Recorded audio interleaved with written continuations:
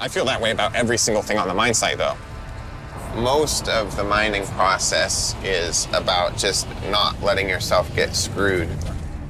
In the heart of the frozen Yukon, Parker Schnabel just struck gold, unlike anything the world has ever seen. A $40 million discovery that uncovered a secret chamber buried for over 100 years. What started as another high-stakes mining season quickly turned into a jaw-dropping mystery, hidden deep beneath layers of ice and dirt. This isn't just about finding gold nuggets. Parker's crew broke through the earth and revealed an ancient sealed vault, locked tight, untouched, and whispering secrets from a forgotten era. Rumors swirl. Was it a hidden prospector's stash? A lost treasure from the brutal Klondike gold rush? Or something even darker, something deliberately buried to be lost forever? The discovery has sent shockwaves through the mining world and beyond. As Parker edges closer to his $40 million target, the real treasure may be what's inside that mysterious chamber. The Yukon's frozen silence is about to be shattered, and the secrets buried for a century might just rewrite history forever. Hold on tight. Parker's greatest strike isn't just gold. It's a secret waiting to explode. If you think Parker's $40 million find is shocking, just wait until you see what's inside that hidden chamber. The truth is only beginning to surface, and the next reveal could change everything. So don't miss a second. Hit that like button, smash subscribe, and turn on notifications, because the gold isn't the only thing being uncovered this season. Secrets buried for over a century are finally rising to the surface. Stay tuned. The real story is just beginning. When Parker Schnabel announced his new season goal, jaws dropped. Not 15 million, not 20, but a clean, round $40 million in raw gold. It was a number so absurd that even the most seasoned miners rolled their eyes. Gene muttered, "He's lost it," while Mitch stared, half in awe, half in disbelief. No one on Gold Rush had ever crossed that line. Parker wasn't just trying to beat the competition, he was chasing something bigger. This goal wasn't a gimmick. It wasn't born out of boredom or ego. It began weeks earlier, inside the dusty attic of Parker's grandfather's old cabin. While cleaning out boxes of yellowed maps and family journals, Parker found a strange leather ledger bound with twine. Inside, brittle pages recorded strange entries, unmarked coordinates, shorthand geology symbols, and in the margins, a single phrase scribbled again and again: "Corridor of Fire." There were no modern claims attached, no corporate interest, just a forgotten piece of Klondike lore, referencing a vein of gold so rich miners either struck it and vanished, or died trying. Parker didn't tell the crew everything, but what he did say was enough. 40 million in one season. That's the number burned into every whiteboard, scratched into helmet tape, and muttered during late-night shift changes. Tony Beats called it a fantasy, chuckling on camera, 40 million. That kind of gold don't exist unless you're digging in mythology. But Parker didn't laugh. He made a few calls, pulled strings only a legacy name like Schnabel could pull, and vanished for 3 weeks. He returned with a team and a plan. Gene Cheeseman was back, Mitch Blaschke, Brennan, and a new face one no one had seen before, Dr. Elias Venn.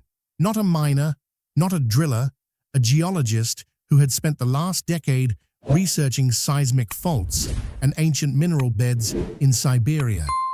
Parker said Venn wasn't here for dirt science. He was here to read the bones of the land, the ones buried under ice and time. Tensions cracked early. Mitch questioned the goal.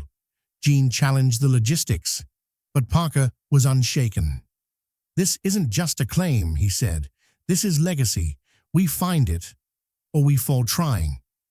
The target was a stretch of untouched land known as Desolation Creek, an unregistered zone nestled deep between glacial valleys north of Dawson City. No road led in. The site didn't appear on modern maps. It was rediscovered only recently through LIDAR scans Parker bought privately. The scans revealed unnatural ground shifts, sharp angles, and sink patterns that suggested untouched bedrock. Not glacial, something else. Older, more violent. The locals, especially the Tagish elders, had a different name for it: the Mouth of Fire. According to stories, Desolation Creek swallowed whole mining parties during the 1898 rush. Dozens of men were said to have struck gold, sent word, and then were never heard from again. The bodies were never recovered. The trails never traced. None of that mattered to Parker.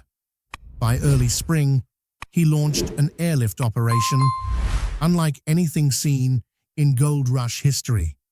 Choppers and cargo planes delivered over 600 tons of equipment to the site, piece by piece. At the heart of it all, Titan X, an $8 million custom-built wash plant. A machine so powerful it required its own mobile generator unit and a dedicated team of round-the-clock engineers. It had never been tested in real-world conditions. Parker didn't care. It would work, or it would die trying. The landscape was brutal. Moss-covered pits, fallen timber. The air smelled like ice and copper. As the crew began setting up camp, Mitch walked a little too far from base and nearly tripped over something buried in the underbrush. An old mining helmet, rusted, split at the rim. Dead center, a perfect bullet hole. No one spoke for a moment. Then Gene muttered, "People don't die that clean unless they saw something they weren't supposed to." Titan X was lowered into position by crane, steel screeching as cables strained. The crew watched as the final power line was connected. The machine came alive with a deep, vibrating hum. Parker stared at it like it was a sleeping beast, one that would either feed them or eat them. The first test run began at sunrise. Within the hour, chaos broke loose. The sluice flooded. Pumps screamed. Gold-rich pay dirt poured out the wrong channel, washing thousands of dollars straight into the drainage pit. The pressure regulator failed. Water gushed through gaps in the system. By noon, they had lost 3 days' worth of material. Mitch slammed a shovel into the mud. Brennan cursed and ripped off his gloves. The air was filled with static and swearing. Meanwhile, Dr. Venn wasn't watching the wash plant. He was 10 yards away, crouched over an exposed core sample taken from beneath the pit. His face was pale. What he found wasn't gravel. It was fractured granite, shot through with quartz and, a few feet lower, signs of slow movement. Groundwater, pressure, a subterranean flow. He gathered the crew in silence and pointed to the sample. "There's a river moving beneath your pit," he said. "Not surface runoff, a full-body channel. The ground is alive, and if it shifts, this whole site goes under." Parker stared at the sample, then at Titan X, still wheezing smoke and water through its vents. For a moment, it looked like he might reconsider. He didn't. "We patch the system," he said. "We brace the walls. We seal the river, reroute whatever we have to, and we don't sleep until this thing runs clean." Nobody argued, not because they believed, but because when Parker speaks like that, the only thing louder than his voice is the silence of what he's about to wake up. And deep below Desolation Creek, something was already stirring. After 18 days of relentless digging, sleepless rotations, and mechanical failures patched together with duct tape and desperation, the crew finally struck it. It started like any normal day.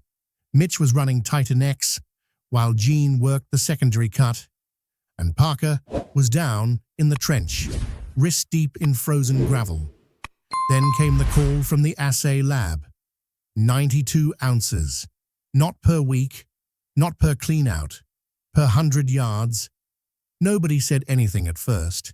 They just stared at the numbers, as if the paper might catch fire from disbelief. Gene blinked and checked again. "Number no, that's got to be wrong," he said. "That's a misprint or—" But it wasn't. Parker didn't even smile. He simply nodded once, sharp and silent, and said, "Keep going." The team doubled efforts, cutting deeper into the trench. What they found wasn't natural. Nuggets didn't scatter the way gold usually does, not in drifts or streaks. These were arranged, tightly clustered in a widening spiral, each one almost perfectly spaced. Parker crouched at the edge of the formation and traced a line with his finger. "It's like someone planted them," he whispered. Dr. Venn said nothing for a long time, just stared. Then he dropped to one knee, scraped a clean layer of silt away, and examined the mineral bands with a lens. "This isn't placer gold," he murmured. "This is fusion-layered, almost volcanic." He looked up slowly. "I've seen this before, in Kazakhstan and in Argentina, but only along meteorite fault lines." He paused. "This is geological heresy." Later that afternoon, Brennan's dozer blade scraped something hard. Not rock, not wood, metal. The crew gathered around as they carefully uncovered a box. Long, rusted, its seams eaten through by root systems that looked centuries old. When they finally pried it open, the hinges snapped like old bones. Inside were 3 smelted bars of gold, each perfectly intact despite the decay around them. They weren't stamped with modern registry numbers. No weight, no mint marks, just a strange sigil burned into their sides. An angular spiral, sharp and unnatural. Gene stepped back. "That's not a miner's mark. That's not anything I've seen." Dr. Venn took photos and said nothing. Parker held one bar in both hands.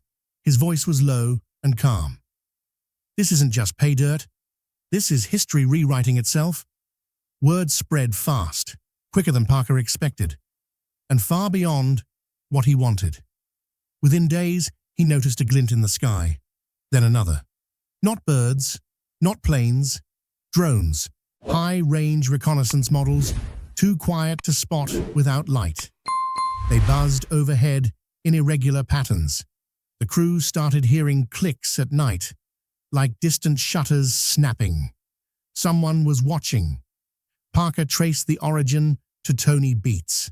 It wasn't even subtle. Tony didn't deny it. "That boy wants to play Kings and Legends," Tony sneered on a radio call. "I want to know what's really down there." Parker responded by activating signal jammers. He blacked out the airwaves and blocked satellite feeds.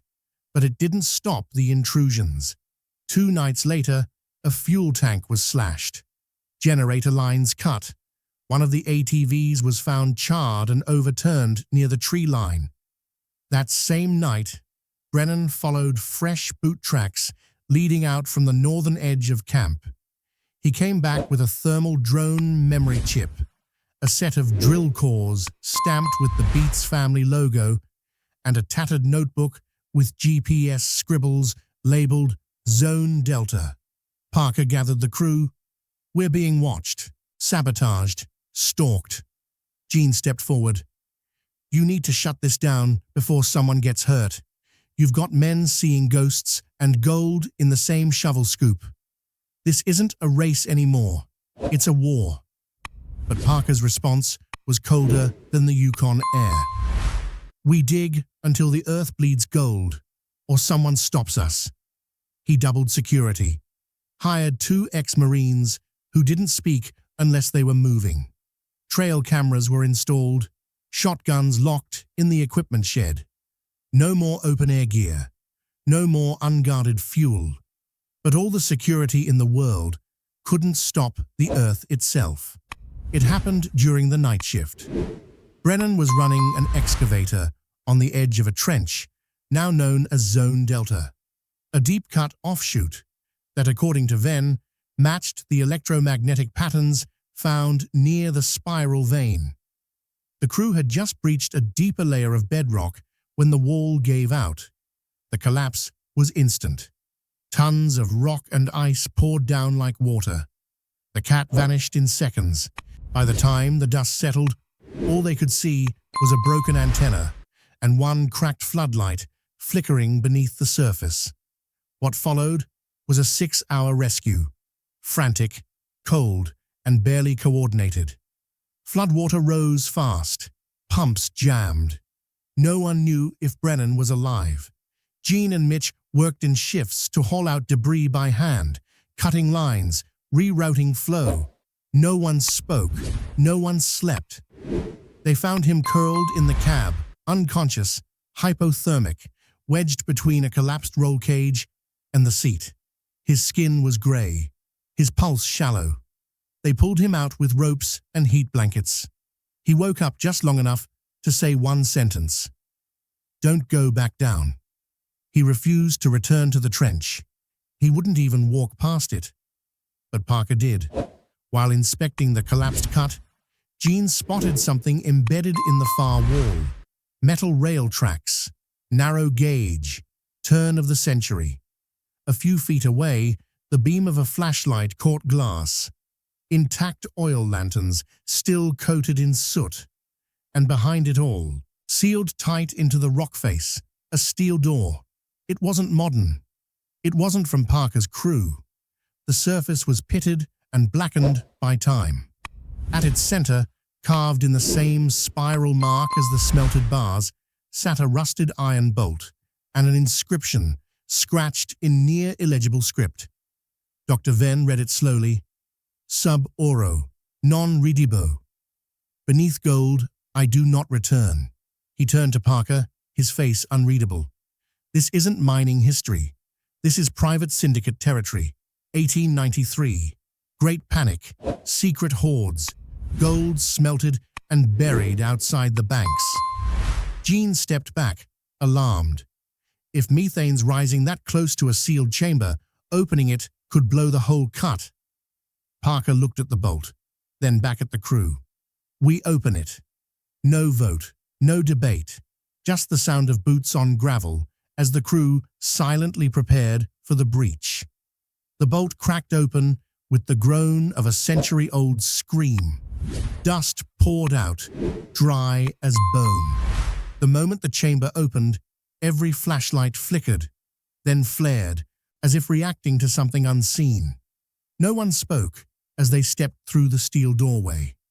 Behind the reinforced plate, the passage widened into an arched corridor, its walls coated not in dirt or shale, but quartz, not ordinary quartz. These crystals pulsed faintly under light, the color not quite white, closer to silver with a tinge of violet. And laced between the cracks, veins of gold, not fine lines, ropes thick as fingers, curling through the stone like a nervous system. They descended 20 feet before the tunnel opened into a natural cavern. Except nothing about it felt natural. The ceiling soared 30 feet above, coated in golden stalactites, long and jagged, as if frozen mid-drip. Some had fused with the floor, creating pillars of metal and mineral. A mist hovered near the ground. Not moisture, but something finer, like powdered mica suspended in still air. Dr. Venn knelt and scraped a layer from one of the formations. This isn't normal crystallization, he muttered. It's as if something catalyzed the gold, forced it to grow in structures, like a virus. Further in, they found a shaft carved into the far wall, partially collapsed. In front of it stood 7 pickaxes, not leaning, not dropped, buried in the rock mid-swing. Handles splintered, tips still lodged in the wall. But there were no bodies, no tools, no sign of what stopped them. just frozen intent. Miners who had been digging one moment and stopped the next. Mitch touched one pickaxe and pulled back. "Feels warm." Parker said nothing. He just kept walking. A hum started, barely audible at first, subtle and low, like a distant engine idling. But there were no machines, no wind, and yet it came in waves. Venn held up his field meter. The needle twitched. "EM fields," he said. "Very strong. This entire cavern is charged." Suddenly, Mitch stumbled and dropped his light. It clattered against a rock, illuminating a dark shape in the corner. It was a body, half buried under crystal growth, knees drawn to chest.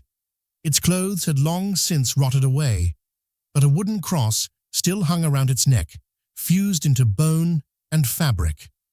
One hand was outstretched, holding something small and bright. They leaned in. A gold nugget, fused to the palm, melted in place like a branding iron. Venn stared at it in silence, then said, almost reluctantly, "That's human skin, melded with raw ore. I've never seen anything like this." No one moved. Parker approached slowly, eyes fixed on the kneeling figure. The gold in the hand shimmered under his light, strangely fluid, despite being solid. He whispered, barely audible, "This place was never meant to be found." Back at camp, things changed. At first, it was minor. Lights would flicker at night, radios would cut to static, then return mid-sentence. But by the second night after entering the chamber, the dreams began. Mitch woke up screaming, drenched in sweat. He claimed something was speaking from beneath the floorboards, words he couldn't understand. Jean saw shadows moving across the dig site when no one was there. Even the diesel generators started to misfire. Equipment failed. Entire sections of the sluice froze, despite no weather change. Gold pans shattered. Metal warped slightly, as if the magnetic field itself was shifting. Then came the next clean-out. It was unlike anything they'd ever seen. The sluice captured translucent gold, if that's what it was. The nuggets weren't opaque. They shimmered in light like liquid glass, yet were hard as stone. Dr. Venn tested one and could only say, "This is unclassified. It doesn't match any known sample. It might not even be terrestrial." Brennan lost it. He stood in the center of the camp and threw his hard hat into the fire. "This isn't mining anymore," he shouted. "This mine is alive. It's watching us. It knows we're here." He left that night, didn't take his gear, just walked into the forest with a headlamp and a prayer. Jean tried to stop Parker. "We need to stop. We don't know what we're unearthing here." Parker stared at the latest assay report. 112 ounces per 100 yards, the highest yet. "I came for $40 million, he said. "Nothing stops that now." But nature had other plans. 3 days later, the weather turned. A wall of black clouds gathered on the horizon, faster than radar could explain. Venn said it wasn't on any model. The storm hit hard, like nothing Yukon had seen in a century. Winds snapped trees. Mud flowed in sheets. The river rose fast, threatening to overrun the main sluice line and tighten X, the heart of their operation. They had one option: divert the river. The plan was suicidal: blast a trench through the western ridge, redirect the floodwaters into the lower valley. If it worked, they'd save the dig site. If not, they'd collapse half the camp into a sinkhole. They drilled through the night.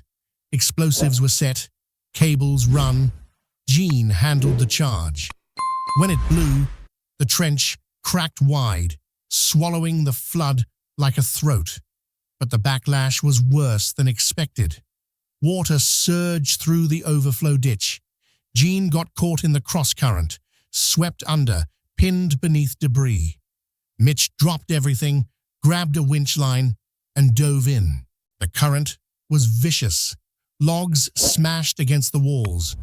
But Mitch reached him, tied the line around Gene's chest, and hauled him out just as the bank gave way behind them. Gene's leg was broken in 2 places, but he was alive. As the rain lashed down and the wind howled, Parker stood before Titan X, now partially buried in sludge. The pay dirt, richer than ever, was flooding in. He gave the order. One final push. Titan X roared back to life, dragging gold from the depths of the cursed chamber as the world above collapsed around them. The numbers began rolling in as the Yukon sun finally broke through storm-torn clouds. Day 96. The weigh-in tent was silent, except for the clink of gold being poured into industrial crucibles, each filled to the brim with history, sweat, and something else, something that still shimmered in the crew's dreams. They started slow. The first melt came back at $7.2 million. Clean, dense, heavy. Then another, $8.4 million. The second cache from the riverbed trenches. Gene, still limping from the rescue, watched quietly as the scale climbed. Parker stood still, arms crossed, face unreadable.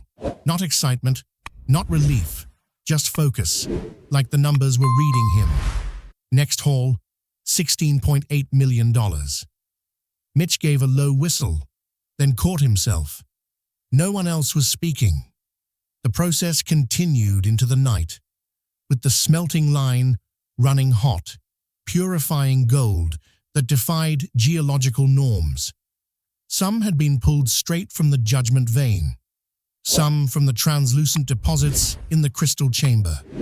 All of it weighed, tested, catalogued, $32.4 million. The camp should have erupted, but by then, only a few crew members were still watching. Brennan had never returned.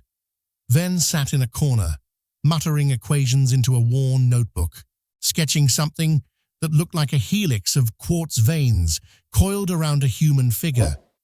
No one wanted to ask. Finally, after all the ore was processed, the last bar cooled and catalogued, the final screen flashed, $40,108,600.27. It didn't feel real. The room was quiet.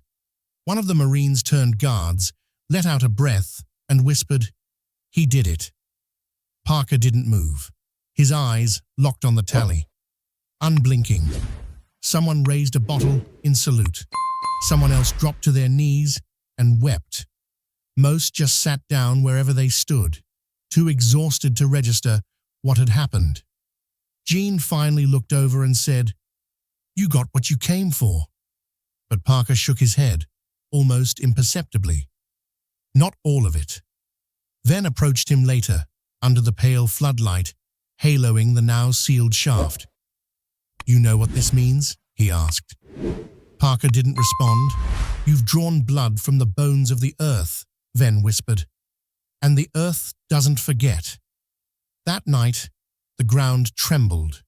It started as a soft rumble, then a long, low groan that echoed through the camp like thunder rolling underground.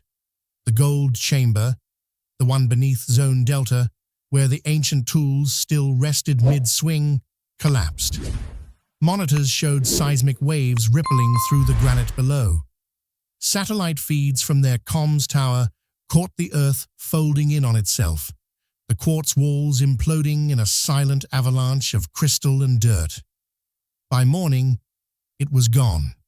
The entrance sealed, the fault line erased. Whatever had been beneath Desolation Creek, whatever had pulsed, hummed, and melted flesh with gold, was buried again. Parker stood at the edge of the crater, silent. The sun rose behind him, cold and sharp.